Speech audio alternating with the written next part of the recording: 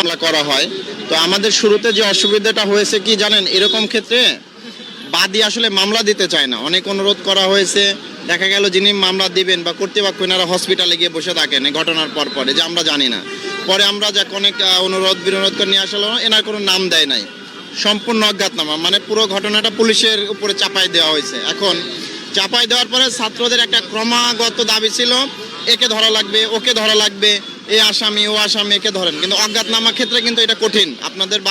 ওনাদেরও বারবার বোঝাই বলছি যে এটা একটা মার্ডার মামলার, হত্যা মামলা। তা আমি তো যাকে তাকে ধরলে সেই বেচারা আসে, সেটাও তো ছাত্রই, তার কিন্তু জীবন নষ্ট হয়ে যাবে। তো এটা একটা গ্রুপ আবার শুনতে চায় না যে সিসিটিভিতে ও আছে, ওকে দেখা যাচ্ছে, ও পেছনে আছে, ও সামনে আছে, ধরতে হবে। তো এই কারণে আমরা তো খুব মানে ক্রিটিক্যালি এবং খুব সূক্ষ্মভাবে চিন্তা করে দুইজনকে ইতিমধ্যে ধরা হয়েছে। আর কি বলে, এই মামলাটা ডিবিতে স্থানান্তর করা হয়েছে। এখন আমরা সর্বোচ্চ গুরুত্ব দিয়ে দেখতেছি।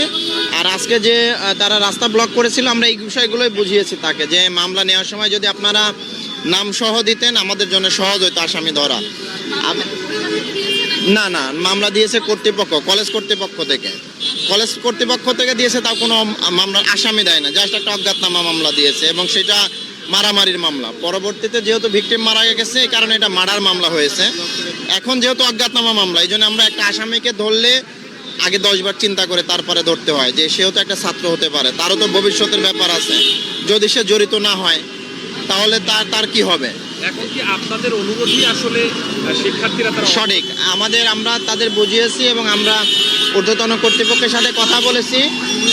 হ্যাঁ, 6 জন আমরা তাদের মিনিস্ট্রিতে নিয়ে যাচ্ছি। সেখানে আমাদের ঊর্ধ্বতন যারা কর্তৃপক্ষ আছে তারা তাদের মনোযোগ সহকারে শুনবেন, এবং পরবর্তী বিষয়ে যদি তারা কোনো সিদ্ধান্ত নেন আমাদের জানাবেন, আমরা ওইভাবে পরবর্তীতে সিদ্ধান্ত বাস্তবায়ন করব। এখন পর্যন্ত আল্লাহর রহমতে রাস্তা ক্লিয়ার, যানজট মুক্ত। বুঝি নাই, আজকের আন্দোলন শেষ এখানে।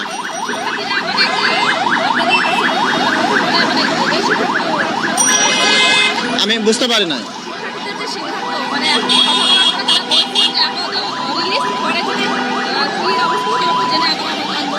সেটা করতে পারে, কিন্তু আজকের মতো মানে এখানে আন্দোলন শেষ।